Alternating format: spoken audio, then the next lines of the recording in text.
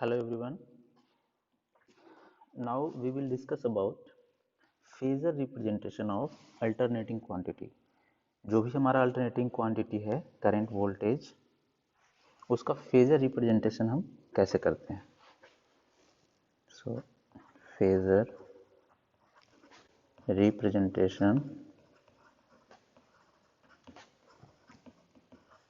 of alternating quantity.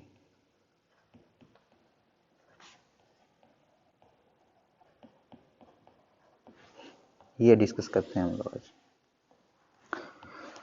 तो पहले समझते हैं कि फेजर को कैसे रिप्रेजेंट करें और ये होता क्या है. ये जो अल्टरनेटिंग क्वांटिटी है, चाहे करंट और वोल्टेज, इसको हम दूसरे तरह से भी डिफाइन करते हैं, रिप्रेजेंट करते हैं. And alternating quantity can be represented by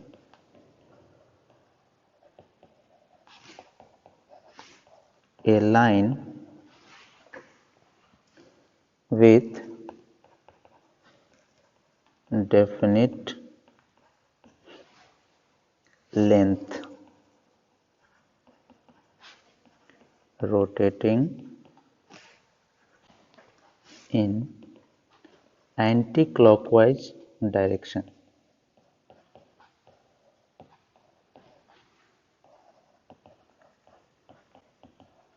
Anti-clockwise direction at a constant speed. और ये स्पीड कैसा है? एंगुलर स्पीड है. कांस्टेंट स्पीड ओमेगा, है ना. दिस रोटेटिंग लाइन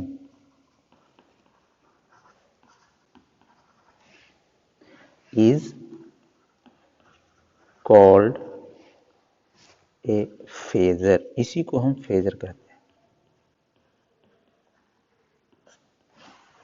ठीक है. क्या किया हमने? किसी भी अल्टरनेटिंग क्वांटिटी को रिप्रेजेंट करने के लिए हमने क्या लिया? एक लाइन लिया है ना. उस लाइन का लेंथ फिक्स है, एक फिक्स लेंथ का लाइन है जो रोटेट करेगा in anticlockwise direction with constant speed, और वेलोसिटी भी यहाँ कह सकते हैं ओमेगा, एंगुलर वेलोसिटी ओमेगा. इसी को हम फेजर कहते हैं. ठीक है ना. अब हम फॉर एग्जांपल दो क्वांटिटी लेते हैं, वोल्टेज एंड करंट, है ना. दोनों क्वांटिटी को लेते हैं और समझते हैं कि उसका फेजर कैसे हम लोग डिफाइन करेंगे, उसको फेजर के टर्म में उसको हम कैसे रिप्रेजेंट करेंगे. लेट हमारे पास दो क्वांटिटी है ना.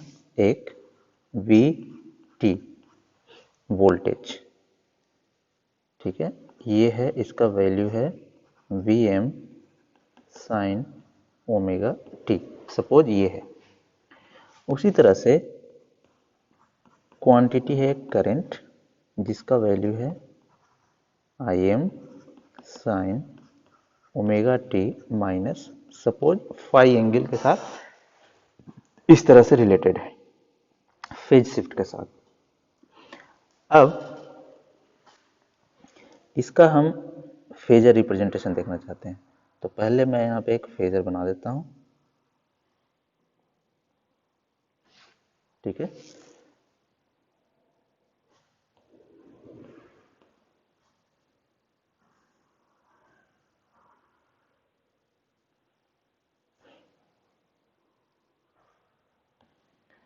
ये सपोज आपका है सेंटर, और इस सेंटर से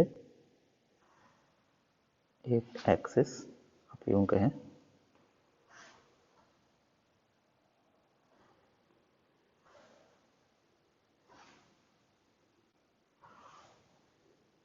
इस तरह से. तो यहाँ पे जो टर्म है साइन ओमेगा टी, है ना, किसी एक क्वांटिटी को आप रेफरेंस मान सकते हैं।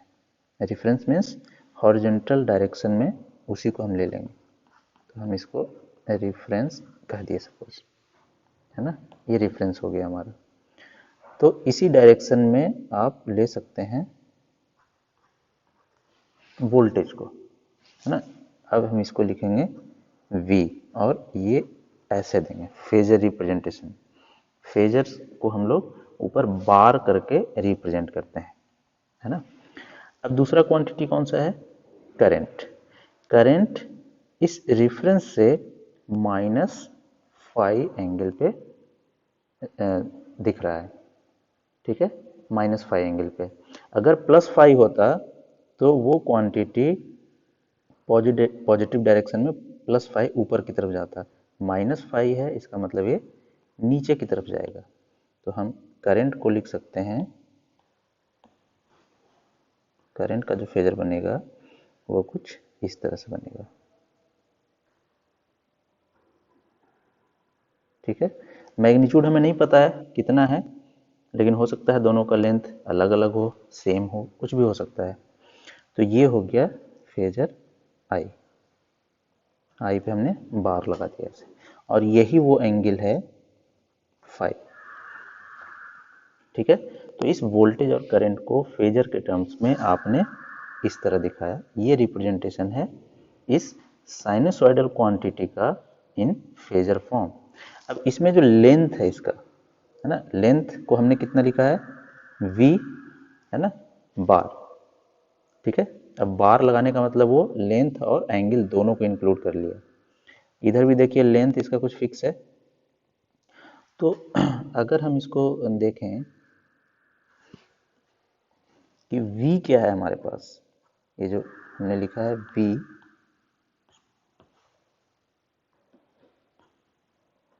ये जो हम v लिख रहे हैं फेजर फॉर्म में, इसका मतलब ये होता है मॉड v और इसका कुछ एंगल। तो एंगल देखिए, रेफरेंस का एंगल तो जीरो ही होगा, जिसको हमने रेफरेंस पे रखा है उसका एंगल जीरो होगा। उसी तरह से फेजर आई को अगर दिखाना हो ऐसे, तो ये हो जाएगा मॉड v, फेजर का मॉड, है ना, एंगल, इसको लिखेंगे -φ, ठीक है। ये इस तरह से रिप्रेजेंट करते हैं फेजर को, वेयर ये जो मॉड v है ये होता है आरएमएस वोल्टेज, आरएमएस वोल्टेज। तो आरएमएस वोल्टेज को कितना हमने डिफाइन किया है, अगर साइनसॉइडल है तो मैक्सिमम बाय √2। लास्ट लेक्चर में हमने डिफाइन किया था आरएमएस को कि साइनसॉइडल क्वांटिटी का आरएमएस वैल्यू कितना होगा। सिमिलरली जो आई है मैग्नीट्यूड, ये क्या है, आरएमएस करंट, और इसका कितना हो जाएगा, मैक्सिमम बाय √2, ठीक है। तो ये होता है फाइनली इसका RMS voltage and RMS current, जिसमें ध्यान रखना है कि ये हमारा आरएमएस वैल्यू है।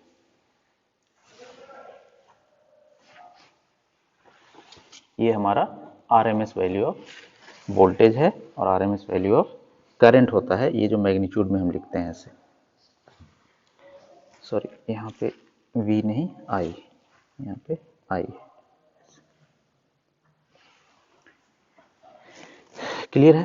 अब इसी को अगर साइनसॉइडल टर्म में आप लिखते हैं,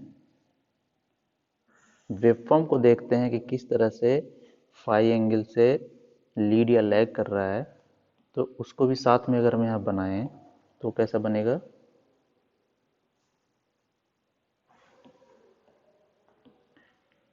ये देखिए वोल्टेज, इसको हम ग्रीन से बना दे रहे हैं,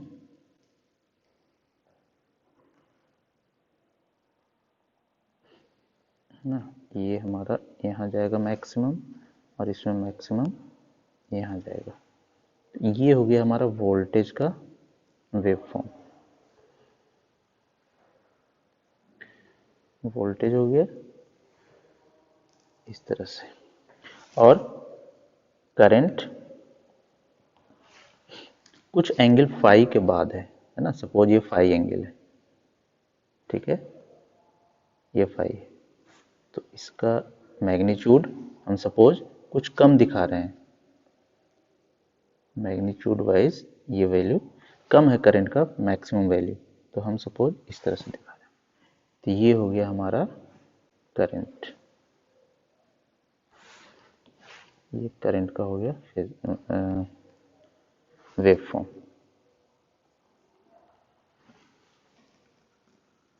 ऐसे, और यही हमारा क्या होता है, फाई होता है। तो ये हो गया Vt और रेड वाला है क्या, It, और ये हमारा हो गया पाई 2 पाई, ठीक है ना, और ये जो एंगल है जहाँ पे करंट यहाँ पे ये है एंगल फाई, ये हो जाएगा पाई प्लस फाई, क्योंकि फाई एंगल से शिफ्ट कर रहा है, 2 पाई प्लस फाई, ये शिफ्ट करता जा रहा है। तो इस तरह से अगर वेवफॉर्म के टर्म में दिखाना है तो करंट और वोल्टेज फाई एंगल से लीड या लैग कर रहे हैं, यहाँ पे इस एग्जांपल के अकॉर्डिंग लैग कर रहा है करंट वोल्टेज से, इसको कहते हैं लैग करना, ठीक है। तो ये होता है फेजर रिप्रेजेंटेशन। अब अगर हम ये जो साइनसॉइडल और फेजर दिखाएं, इस फेजर के अकॉर्डिंग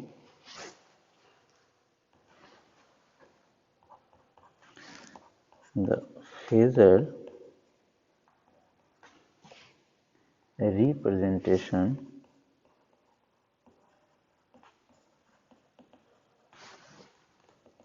in above figure है ना, of alternating quantity, कौन कौन सा है, Vt एंड It, दो ही क्वांटिटी हमने लिया है, shows that phasor A, sorry, phasor V, phasor V नहीं, phasor I lags phasor V by an angle कितना, फाई,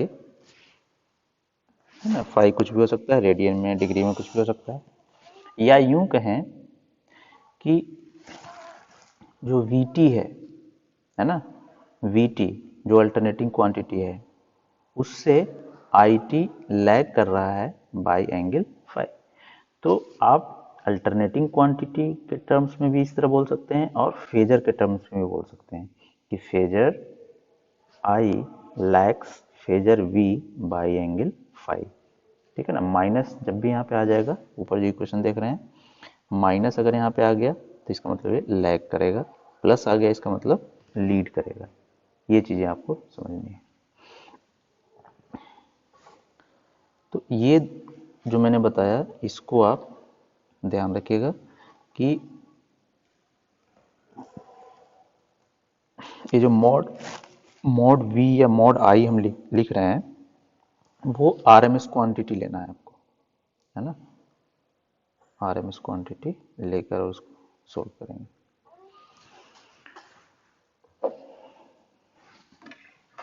उसी तरह से अगर हम एग्जांपल अगर लें, यहाँ पे आपको एग्जांपल दिखाएं, एक एग्जांपल कि Vt हमारे पास है सपोज 10√2 sin ओमेगा टी, और करंट जो है वो है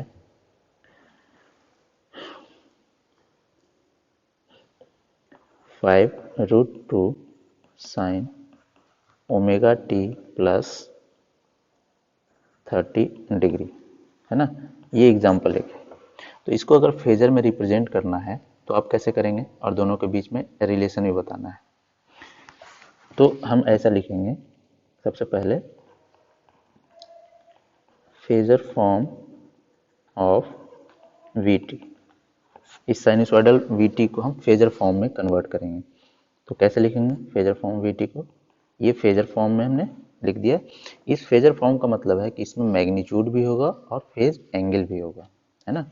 तो मैग्नीट्यूड लिखेंगे ऐसे, ये मैग्नीट्यूड शो करेगा और फेज एंगल यहाँ पे शो करेगा, ठीक है। और चूंकि ये रिफरेंस है ओमेगा टी, है ना, इसको लिख सकते हैं हम ऐसा 10√2 sign omega T plus 0 degree, है ना। मतलब ये रेफरेंस जो लाइन है उससे 0 डिग्री पे प्लेस्ड है, तो इसका मतलब इसका जो एंगल हो गया वो 0 डिग्री हो गया। अब ये जो v है मॉड v, इसको हम क्या लेंगे, इसको लेते हैं मैक्सिमम वैल्यू डिवाइडेड बाय √2, ठीक है, और फेज एंगल 0 डिग्री।